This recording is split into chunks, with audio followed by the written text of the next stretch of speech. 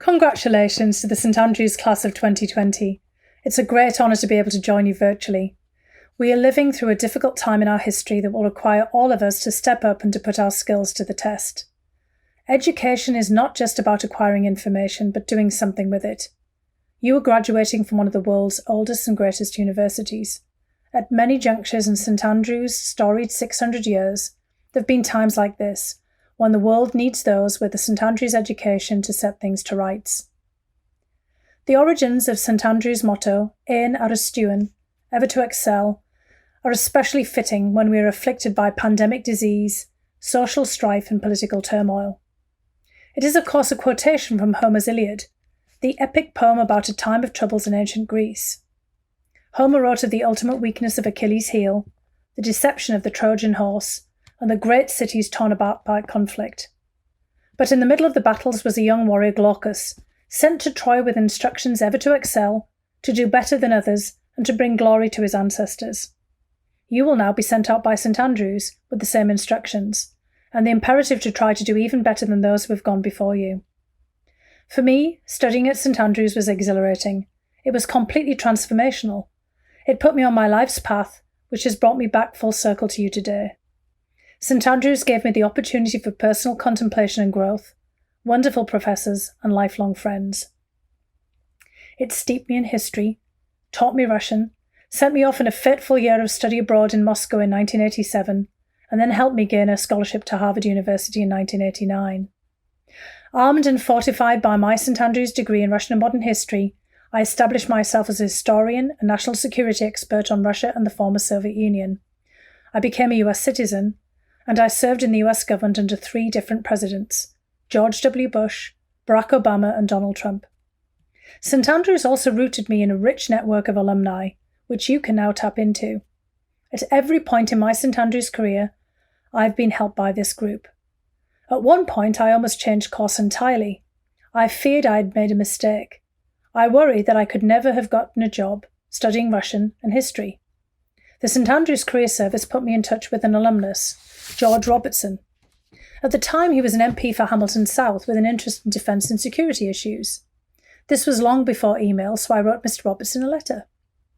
He replied in very encouraging terms, and he told me to persevere. I did. So did he. George Robertson ever excelled and blazed new trails. He went on to become the British Secretary of Defence and NATO Secretary General. When he was at NATO, the career path that he had told me to stay on brought me back into contact with him, and I was able to thank him in person for his assistance. Today I count Lord Robertson as a friend, and I still turn to him for advice. In my various capacities in the US government, the St Andrews network has been at the forefront. I've worked with British Intelligence Chief Alex Younger and British National Security Advisor Mark Sedwell, who were both just ahead of me at St Andrews, as well as former Defence Minister Michael Fallon and former Ambassador to Russia Anne Pringle. There are many others. Indeed, St Andrews connections are everywhere, in the UK, in the United States, all over Europe and across the world. These are now your connections. Be sure to make the most of them. I know that they will make a difference in your career as they have in mine. Perhaps my most surprising encounter with a fellow St Andrean was on November 21st, 2019. I was called to give public testimony to the US Congress as one of the 2 final fact witnesses in the US congressional hearings that preceded the January 2020 US Senate impeachment trial of President Donald Trump. In that moment that put me in the global spotlight, I had a fellow St Andrean right next to me. I discovered in real time, from his opening statement, that the other witness, David Holmes from the US Embassy in Kiev, was a St Andrews graduate. Here I was with another alumnus in a most unexpected setting, almost exactly 30 years after I graduated from St Andrews. Today, you and your fellow graduates are also in an unexpected setting. You're not on the beautiful St Andrews campus with your family and friends. Sadly, there will be no celebratory pier walk, stroll along the West Sands, or last tour of the castle and the cathedral ruins. One day you will be back again to do this, but until then, you will have to figure out how best to go forward and ever excel in creative ways. At some point, 2020 and the years beyond will be part of history. One or more of you, like Homer, may immortalise this troubled time in an epic poem, or you may analyse and describe the contours of its problems in a scholarly work. When I was at St Andrews and walking through its cobbled streets and alleyways, I always thought of those who'd trod before. I hope to live up to their achievements in some small way. Given the global pandemic, climate change, and the impending environmental disaster, current trends in technology, the rise of artificial intelligence, and the multiple shocks produced by COVID-19, further crises lie ahead. There'll be a constant call to action. There will be other pandemics, and one of you, graduating today, could be the next Edward Jenner, the pioneer of the world's first vaccine to combat smallpox. You will bring us new treatments for disease. There will be risks to calculate and information to process. One of you could be a modern John Napier, who gave us the logarithm and the decimal point. You will provide us with new formulas for assessing the ever-growing mass of data.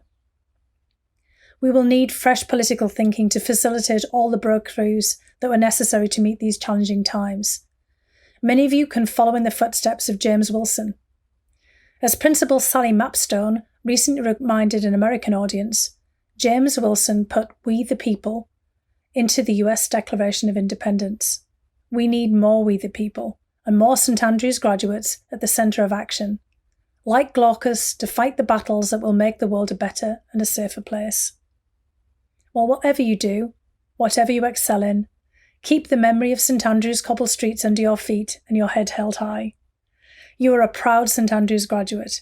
Welcome to the network of a glorious and unique university.